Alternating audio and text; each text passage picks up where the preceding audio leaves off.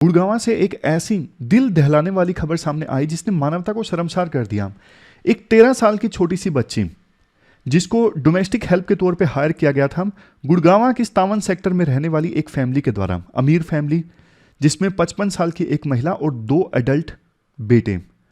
लेकिन देखो इस 13 साल की बच्ची ने जो कुछ झेला ना, मतलब सुनोगे ना आपको भी इतना दुख होगा। 13 साल की बच्ची के हाथों पर एसिड फेंक दिया गया, 2 दिन में एक बार रोटी दी जाती थी, जमीन पे सोने को मजबूर किया गया, कंबल भी नहीं दिया गया ठंड में, रोड से मारा पीटा गया। इसके अलावा जो फैमिली डॉग था उससे कटवाया गया। ऐसे देखो अनेकों अत्याचार इस 13 साल की बच्ची के ऊपर किए गए। 4 महीने से तो इस बच्ची के माता पिता को अलाउ नहीं किया गया कि आप बच्ची से मिल सको। लेकिन पुराना जो एम्प्लॉयर था उसके पास गई मदर और कहा कि देखो मुझे मिलने नहीं दिया जा रहा है। तो पुराने एम्प्लॉयर ने कॉल किया, कॉल को एकदम से कट कर दिया गया। बाद में लगा कि कुछ गलत हो रहा है बच्ची के साथ, पुलिस को सूचित किया गया और पुलिस ने इस बच्ची को छुड़वाया। देखो जानवरों के साथ ऐसा सलूक नहीं किया जाता है। हमारा देश तो ऐसा देश है जहां पे बोला जाता है, गांधी जी का कोट है कि कोई सिविलाइजेशन जानवरों के साथ कैसे ट्रीट करती है उससे पता लगता है कि वो सिविलाइजेशन कितनी महान है। तो हमारे समाज में तो जानवरों की भी कदर है, लेकिन इस 13 साल की बच्ची के साथ ऐसा सलूक होना, आप बताइए क्या मानवता को शर्मसार करने वाली घटना है या नहीं। कहते हैं कि एजुकेशन से सभी तरह की जो बुराइयां हैं वो खत्म हो जाती हैं, लेकिन ये लोग तो एजुकेटेड हैं। कहां है एम्पैथी, कहां है कंपैशन, कहां है ह्यूमैनिज्म। एक फेमस कोट है, देखो जब क्रूर लोग क्रूरता करते हैं ना, दुष्ट लोग क्रूरता करते हैं, वो तो करेंगे, लेकिन उससे भी बुरी बात यह है अच्छे लोगों का चुप होना। तो ऐसे इश्यूज के साथ में असल में स्टिग्मा अटैच होना चाहिए। हम ना कुछ दूसरे इश्यूज के साथ स्टिग्मा अटैच कर देते हैं, लेकिन असल में जिन इश्यूज के साथ में स्टिग्मा अटैच होना चाहिए ना, ऐसे इश्यूज के साथ में होना चाहिए ताकि कल को कोई ऐसा करने की हिम्मत ना करे। कानून अपनी कार्रवाई करेगा, लेकिन समाज जब चाहेगा ना तब इन इश्यूज में कमी आएगी, इन घटनाओं में कमी आएगी। आप बताइए आपकी क्या राय है इस इशू के बारे में। डिस्कशन स्टार्ट करें। आज की डेट 11 दिसंबर है। आज काफी सारे इश्यूज हम डिस्कस करेंगे। सबसे पहले इशू डिस्कस करेंगे इंडिया रशिया ट्रेड रिलेशंस। दूसरे नंबर पे हम इशू डिस्कस करेंगे नेहरू ने कश्मीर के इशू पे क्या कोई गलती की, पूरा इतिहास कैसे कश्मीर, हैदराबाद, जूनागढ़ कैसे ये इंटीग्रेट हुए इंडिया में, और सबसे लास्ट में महुआ मित्रा को लोकसभा से निकाल दिया गया है, सदस्यता इनकी चली गई है।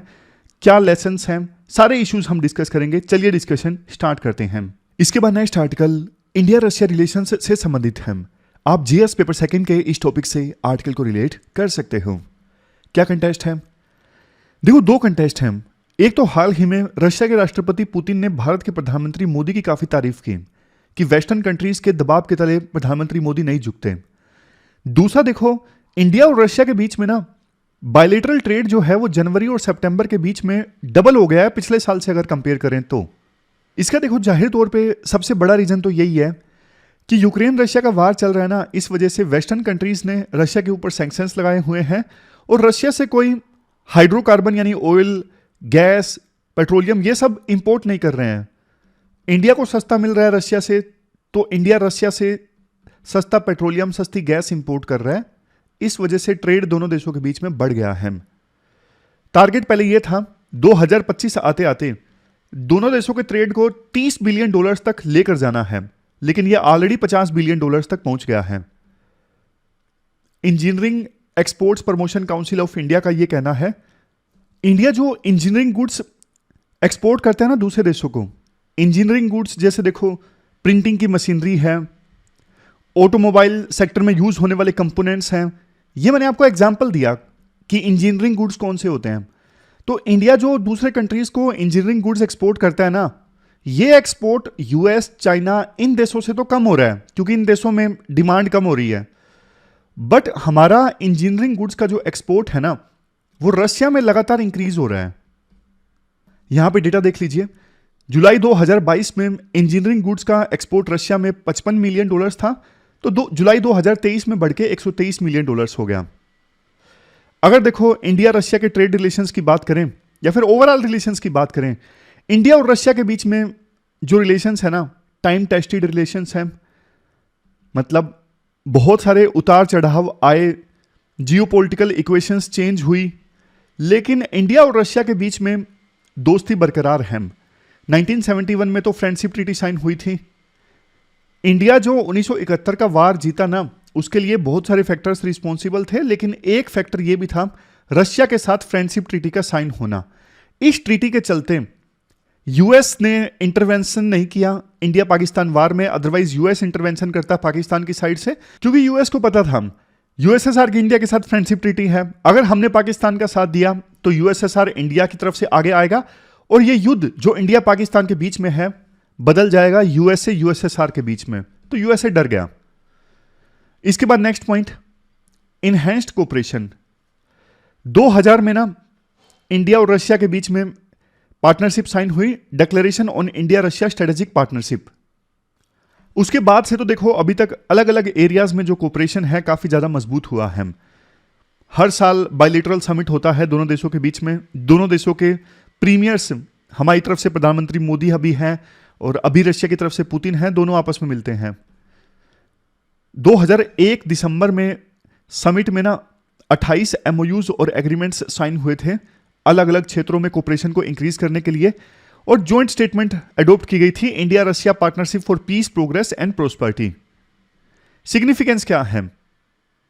देखो रशिया और इंडिया के बीच में ना काफी समय से बातचीत चल रही है फ्री ट्रेड एग्रीमेंट साइन करने के लिए, और बल्कि रशिया तो ये चाहता है फ्री ट्रेड एग्रीमेंट इंडिया का ना सिर्फ हमारे साथ साइन हो, बल्कि ना रशिया लेड एक ऑर्गेनाइजेशन है, काउंसिल है, यूरेशियन इकोनॉमिक यूनियन।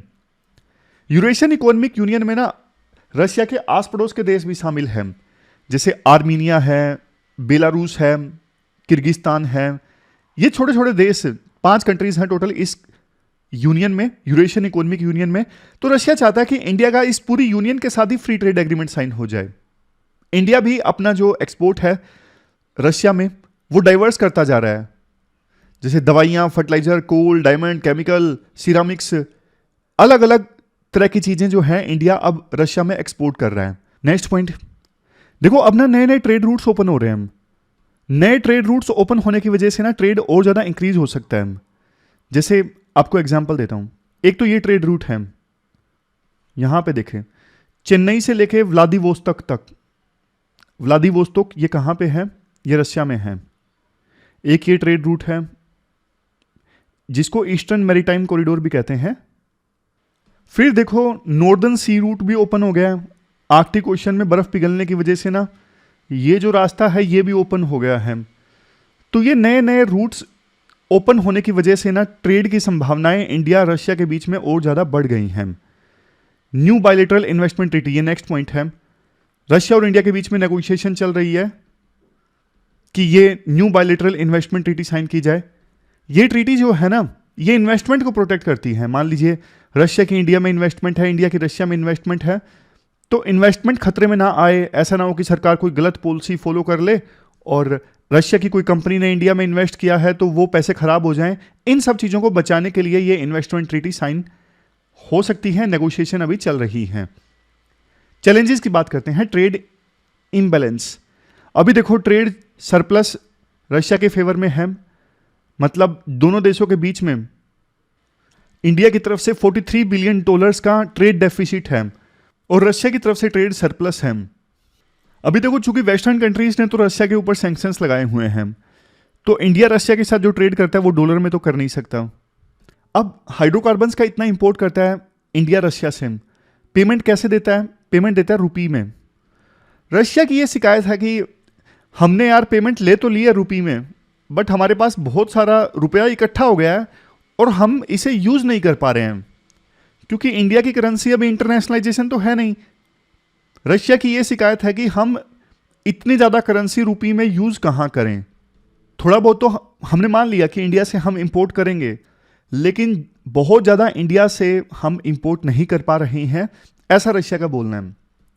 तो इंडिया ने एक सजेशन दिया कि भैया एक काम करो, चलो मान लिया कि हम आपसे, रशिया जो है इंडिया से ज्यादा इंपोर्ट नहीं कर रहा है, लेकिन आप किसी तीसरे देश को पकड़ो, फॉर एग्जाम्पल यूएई को। ये देखो, ये इंडिया, ये रशिया और ये है यूएई, ट्रायंगल बनेगी। अब ध्यान से सुनिएगा, बहुत इंटरेस्टिंग है।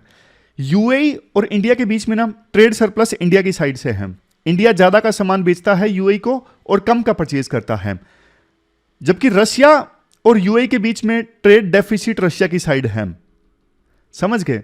तो इंडिया ये कहता है कि आपके पास जो एक्स्ट्रा रुपी है ना, वो एक्स्ट्रा रुपी का सामान आप परचेज कर लीजिए यूएई से, और यूएई हमसे ज्यादा का सामान परचेज करता है तो उस रुपी का यूज कर लेगा यूएई हमसे सामान खरीदते वक्त, तो रुपी वापस हमारे पास आ जाएगा, आपको चिंता करने की आवश्यकता नहीं है।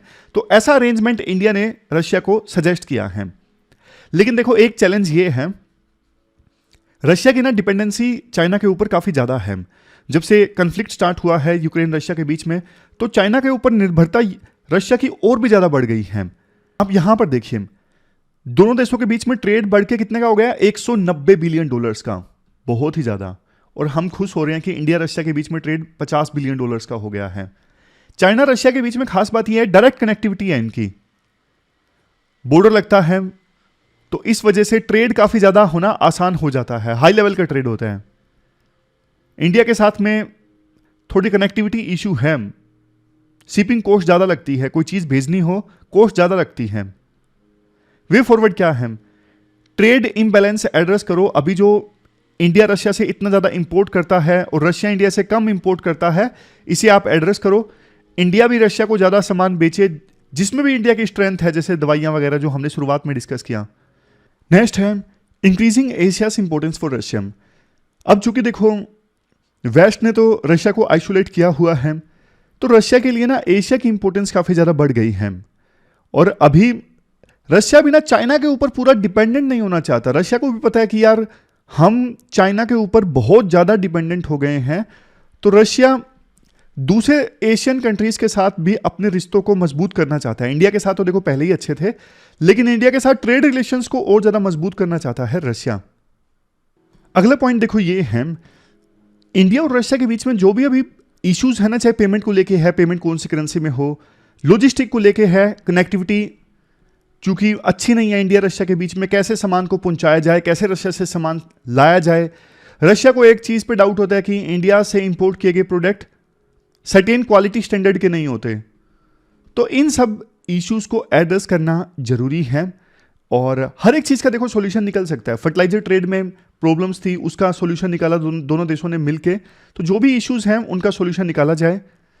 रूपी और रूबल के बीच में ट्रेड इंप्रूव होना चाहिए, और जो मैंने पहले पॉइंट दिया था, तीसरे देश को इसमें इंक्लूड किया जाए जिसके साथ इंडिया का ट्रेड सरप्लस है और जिससे रशिया चीजें इंपोर्ट करता है, फॉर एग्जांपल यूएई। तो इससे प्रॉब्लम का समाधान निकल सकता है। वैसे भी दोनों देश इंटरनेशनल ट्रेड में डी डॉलराइजेशन की बात कर रहे हैं कि डॉलर में ट्रेड नहीं होना चाहिए। अब रुपी का धीरे धीरे रिस्पेक्ट बढ़ेगी, रुपी को ज्यादा यूज करने लगेंगे विभिन्न देश, तो ये समस्या आगे जाके नहीं आएगी। लास्ट पॉइंट देखो, इंडिया रशिया का ना ज्यादा रिलायबल पार्टनर है। चाइना रशिया के रिलेशंस में तो फिर भी अप्स एंड डाउन्स आया है। 1971 में किसिंजर ने चाइना में विजिट किया था, चाइना यूएसए का तगड़ा दोस्त बन गया था। उससे पहले चाइना यूएसएसआर का दोस्त हुआ करता था। बट इंडिया रशिया के रिलेशंस में इतना उतार चढ़ाव नहीं आया है, तो इंडिया रशिया का ज्यादा रिलायबल पार्टनर है। वो बात अलग है कि आज के समय में रशिया को चाइना की ज्यादा आवश्यकता है। रशिया की जो रिक्वायरमेंट्स हैं उसको पूरा करने में चाइना ज्यादा सक्षम है। तो ये पूरा आर्टिकल हमने डिस्कस किया इंडिया रशिया रिलेशंस से संबंधित। इसके बाद अगला आर्टिकल है how Hyderabad and Junagadh impacted Jammu and Kashmir fate. History से संबंधित ये आर्टिकल है। पार्लियामेंट में एक डिबेट हुई थी, उसमें होम मिनिस्टर अमित शाह ने कुछ बोला, उसके बाद ये कंट्रोवर्सी पैदा हुई थी और कुछ कुछ आर्टिकल्स छपे। तो ये इंडियन एक्सप्रेस का आर्टिकल है। आप जीएस पेपर सेकंड के इस टॉपिक से आर्टिकल को रिलेट कर सकते हो।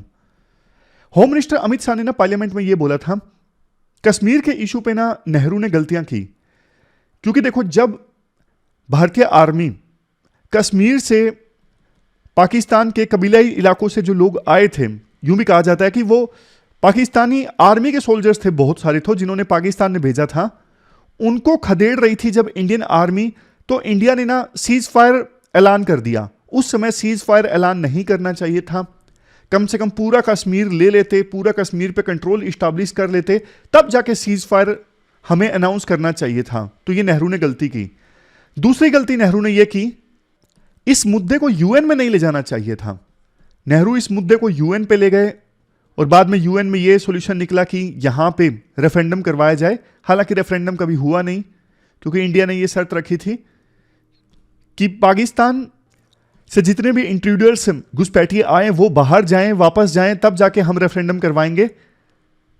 इसके बाद आर्टिकल में कहा जाता है जो कांग्रेस के लीडर है ना अधीर रंजन चौधरी, उन्होंने अमित शाह के आरोप में एक और आरोप जड़ दिया कि सरदार वल्लभ भाई पटेल इस बात को लेकर तैयार थे कि अगर हमें हैदराबाद मिलता है, क्योंकि देखो शुरुआत में आज़ादी के बाद हैदराबाद भी इंडिया में इंटीग्रेट नहीं हुआ था, इंडिया में शामिल नहीं हुआ था, तो पटेल की शुरुआत में सोच ये थी कि अगर हैदराबाद हमें मिलता है तो फिर हम पाकिस्तान को कश्मीर देने के लिए तैयार हैं। शुरू में उनकी ये थिंकिंग थी, बाद में पटेल की थिंकिंग भी चेंज हो गई थी।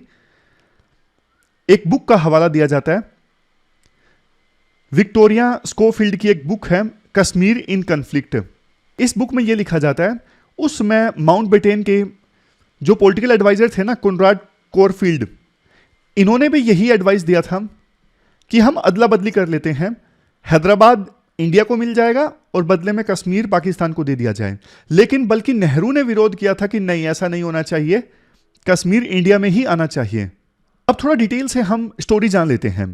देखो जब देश आजाद हुआ ना, दो प्रिंसली स्टेट्स, एक हैदराबाद, जनता हिंदू, रूलर कौन, मुस्लिम, और इसके ठीक उलट जम्मू एंड कश्मीर, राजा हिंदू, राजा हरि सिंह, और मेजोरिटी जनता क्या, मुस्लिम।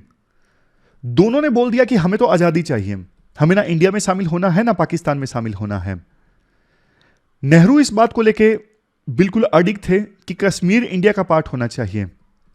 पटेल को यह लगता था अगर देखो हैदराबाद आजाद देश बन गया, हैदराबाद इंडिया से अलग हो गया, तो ये तो इंडिया की बैली में एक प्रकार से कैंसर के समान होगा। शुरुआत में पटेल की सोच यह थी कि अगर कश्मीर के रूलर को लगता है कि उसके इंटरेस्ट पाकिस्तान में शामिल होने में हैं, तो वो उसे पाकिस्तान में शामिल होना चाहिए। यह बात पटेल के पॉलिटिकल सेक्रेटरी वी शंकर ने बोली है कि पटेल की सोच यह थी शुरू में कि राजा हरि सिंह अगर पाकिस्तान में जाना चाहते हैं, उन्हें लगता है कि फायदा होगा तो चले जाएं। इसके बाद राइटर यह बोलते हैं बट देखो पटेल की जो सोच थी ना वो 13 सितंबर 1947 को चेंज हो गई। उस समय पाकिस्तान ने जूनागढ़ के एक्सेशन को स्वीकार कर लिया था। जूनागढ़ गुजरात में एक छोटा सा प्रिंसली स्टेट जिसका पाकिस्तान के साथ बॉर्डर नहीं लगता था। यहां पे जो राजा थे ना उनका नाम क्या था, नवाब मोहम्मद महाबत खान जी थर्ड। इन्होंने ये पहले तो देखो इंडिया में ही शामिल होना चाहते थे, लेकिन बाद में जब इन्होंने प्राइम मिनिस्टर अपॉइंट किया सर शाह नवाज भुट्टो को, जो बाद में जाके पाकिस्तान के प्रधानमंत्री बनते हैं ना, जुल्फिकार अली भुट्टो उनके फादर थे। जब भुट्टो को प्राइम मिनिस्टर अपॉइंट किया ना नवाब ने, तो भुट्टो ने कन्विंस कर लिया राजा को कि हमें पाकिस्तान में शामिल होना चाहिए। चूंकि देखो यहां पे ज्यादातर जनता हिंदू थी, नवाब मुस्लिम थे और डायरेक्ट कनेक्टिविटी नहीं थी पाकिस्तान के साथ में, तो पटेल को यह लगता था कि पाकिस्तान जो है जूनागढ़ का एक्सेशन कभी स्वीकार नहीं करेगा। लेकिन जब पाकिस्तान ने स्वीकार कर लिया ना, तो फिर पटेल की सोच बदल गई, क्योंकि उनको लगा कि अगर देखो पाकिस्तान जूनागढ़ का एक्सेशन स्वीकार कर सकता है जिसमें जनता हिंदू और राजा मुस्लिम, तो हम फिर कश्मीर को क्यों छोड़ें, कश्मीर फिर इंडिया का पार्ट ही होना चाहिए। कश्मीर में मेजॉरिटी जनता मुस्लिम, राजा हिंदू। जूनागढ़ का उसके बाद क्या हुआ, जूनागढ़ में देखो वहां पे दो जो जूनागढ़ के ट्रिब्यूटरी स्टेट्स थे ना, उन्होंने मना कर दिया था कि हम पाकिस्तान का पार्ट नहीं बनेंगे। यहाँ पे जो जनता थी वो प्रोटेस्ट करने लगी, तो मिलिट्री सपोर्ट इंडिया ने भेजी। उसके बाद यहाँ पे प्लेबिसाइड करवाया गया, 91% वोटर्स ने कहा कि हमें इंडिया में शामिल होना है। नवाब जो थे वो कराची भाग गए। इसके बाद अब हैदराबाद देखिए, हैदराबाद में क्या हुआ। हैदराबाद में देखो सिचुएशन वैसी, वहां प्रिंसली स्टेट में रूल किसका, मुस्लिम रूलर का, और ज्यादातर मेजॉरिटी जनता क्या, हिंदू। देखो हैदराबाद पाकिस्तान को ज्वाइन करे ये तो कोई प्रैक्टिकल सॉल्यूशन था ही नहीं, दोनों का आपस में कोई बॉर्डर टच नहीं होता और इंडिया के बीच में था हैदराबाद। तभी तो पटेल ने बोला कि हैदराबाद अगर इंडिया से अलग होता है तो ये तो इंडिया की बैली में कैंसर के समान होगा।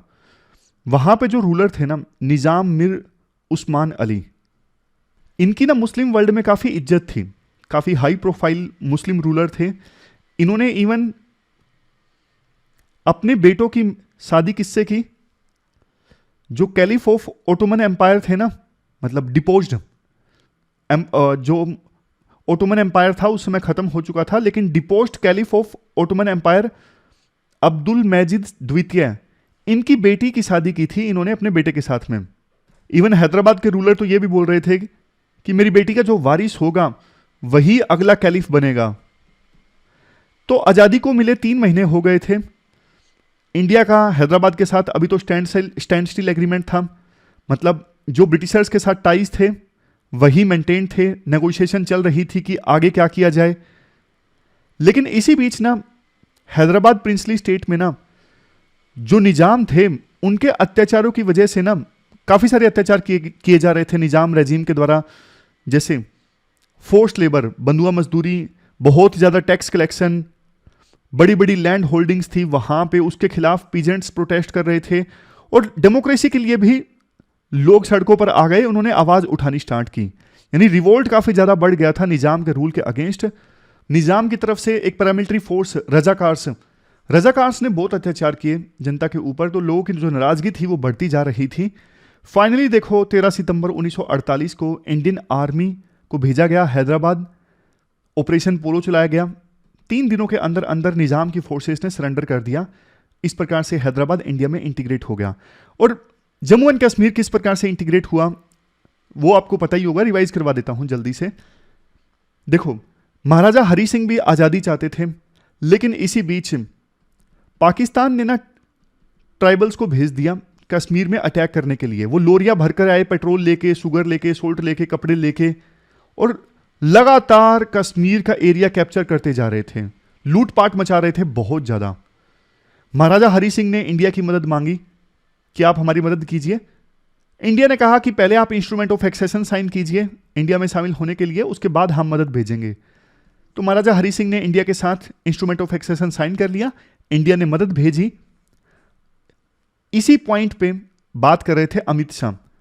जब इंडिया ने मदद भेजी ना कश्मीर में, तो कुछ इलाके से तो ट्राइबल लोगों को खदेड़ दिया, जो कि कहा जाता है कि उनमें से कुछ पाकिस्तान के सोल्जर्स भी थे।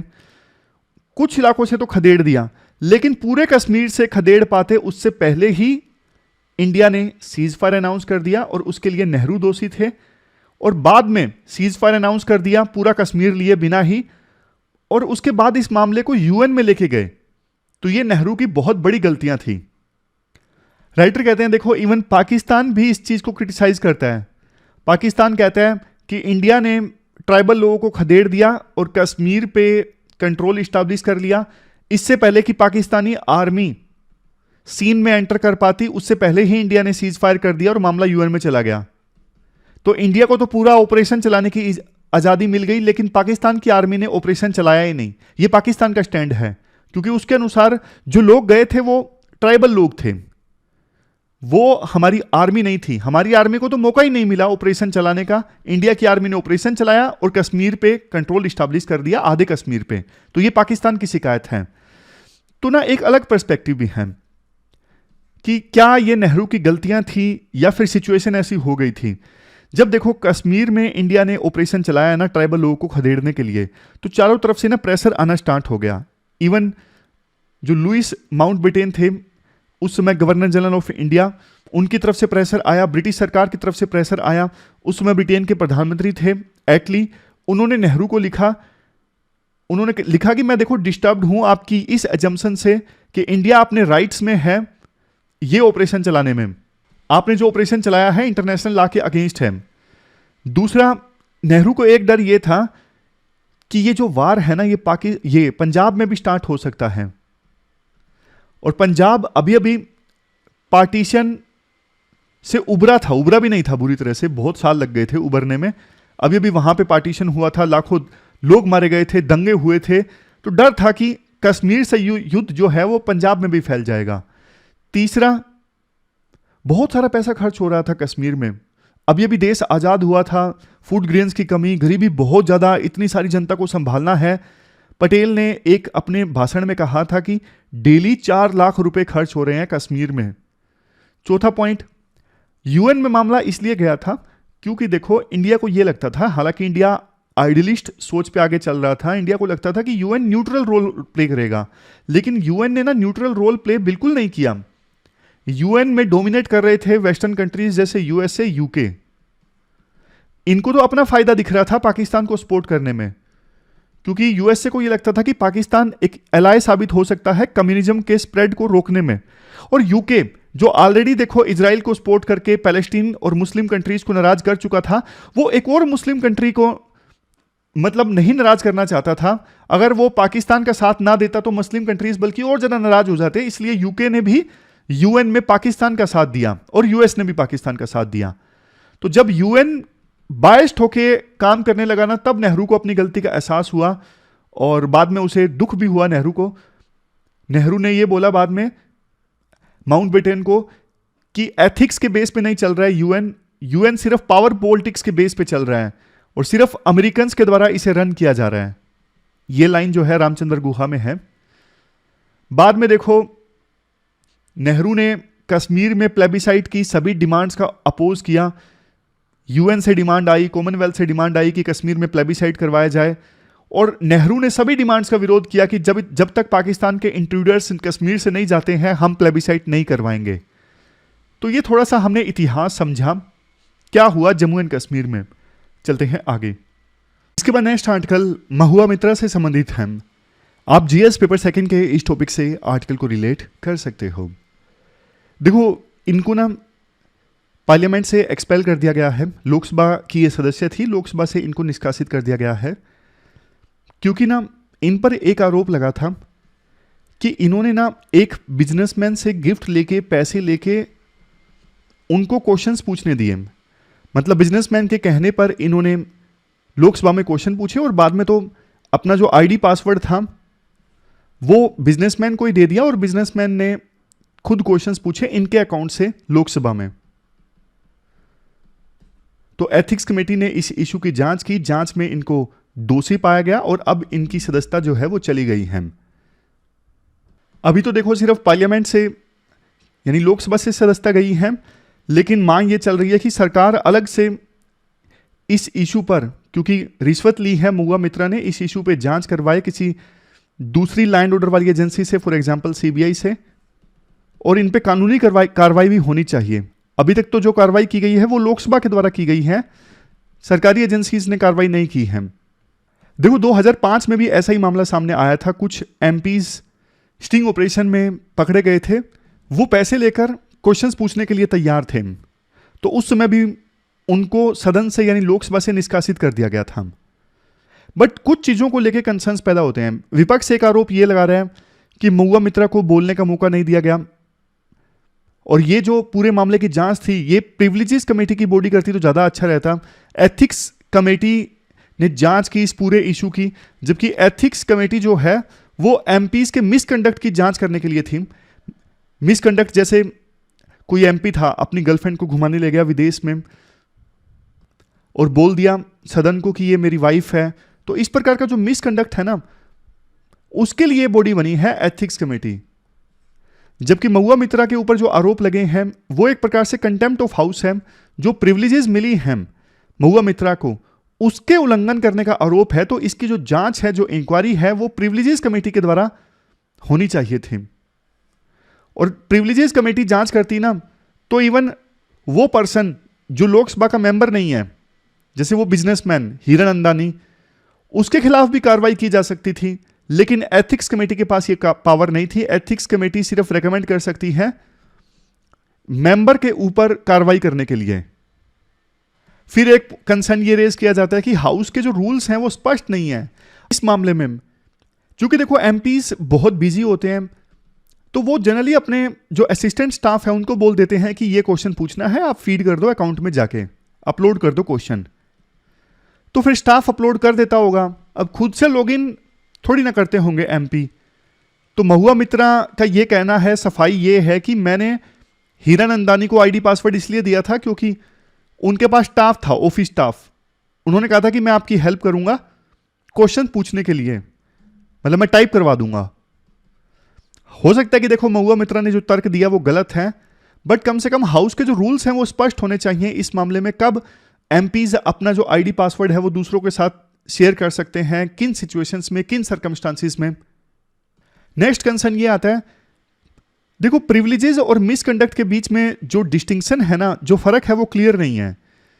जैसे 1998 में सुप्रीम कोर्ट की रूलिंग आई थी पीवी नरसिम्हा राव केस में, तो इसमें सुप्रीम कोर्ट ने ये कहा था कि ब्राइबरी जो है, पैसा लिया है किसी एमपी ने, तो उसके खिलाफ प्रिविलेज प्रोसीडिंग स्टार्ट हो सकती हैं। लेकिन 2005 में कैश फॉर क्वेरी केस में इस चीज को मिसकंडक्ट माना गया था इंक्वायरी कमेटी के द्वारा। तो क्या प्रिविलेजेस का वायलेशन है, क्या मिसकंडक्ट है? दोनों के बीच में ना फर्क साफ नहीं है।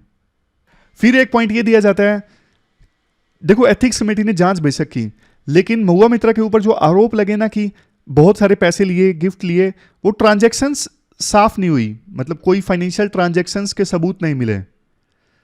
बिजनेसमैन की टेस्टिमोनी पे कार्रवाई हुई, शायद थोड़ा और सबूत इकट्ठा करने चाहिए थे। वे फॉरवर्ड में कहा जाता है कि सिंगल कमेटी होनी चाहिए प्रिविलेजेस के वायलेशन की जांच करने के लिए भी, और एथिक्स का उल्लंघन किया गया है, मिसकंडक्ट किया गया है एमपीज के द्वारा, तो उसके लिए भी। दोनों के लिए एक ही कमेटी होनी चाहिए, अलग अलग नहीं होनी चाहिए।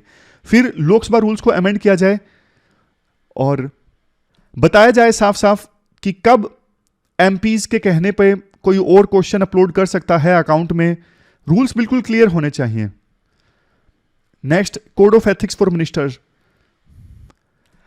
इवन देखो मिनिस्टर्स के लिए भी ना कोड ऑफ एथिक्स होना चाहिए कि मिनिस्टर्स को कैसे बिहेव करना है, कैसे नहीं करना है। सबसे लास्ट में पॉइंट ये है, फर्क साफ हो, क्या एमपी ने कब हाउस की प्रिविलेजेस का वायलेट किया है, कब एमपी ने मिसकंडक्ट किया है, थोड़ा डिटेल में ये क्लियर होना चाहिए, फर्क साफ होना चाहिए।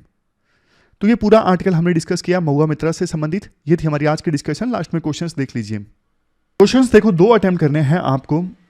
एक ऊपर वाला क्वेश्चन है इंडिया रशिया रिलेशनशिप से संबंधित, और उसके बाद नीचे वाला क्वेश्चन है कश्मीर इशू से संबंधित। दोनों क्वेश्चन का आंसर आपको देना है 250 वर्ड्स में। pwonlyas.com पे जाके आप इन दोनों क्वेश्चंस का आंसर दे सकते हो। मॉडल आंसर भी आपको मिलेंगे, आपको मतलब बाद में अपडेट होते हैं मॉडल आंसर्स। तो हमारी आज की इस डिस्कशन में इतना ही है। कैसा लगा आपको डिस्कशन? आप कमेंट बॉक्स में बताइए, फीडबैक दीजिए, और कल मिलते हैं एक नई डिस्कशन के साथ। तब तक के लिए अपना ख्याल रखिए। Thank you very much for discussion.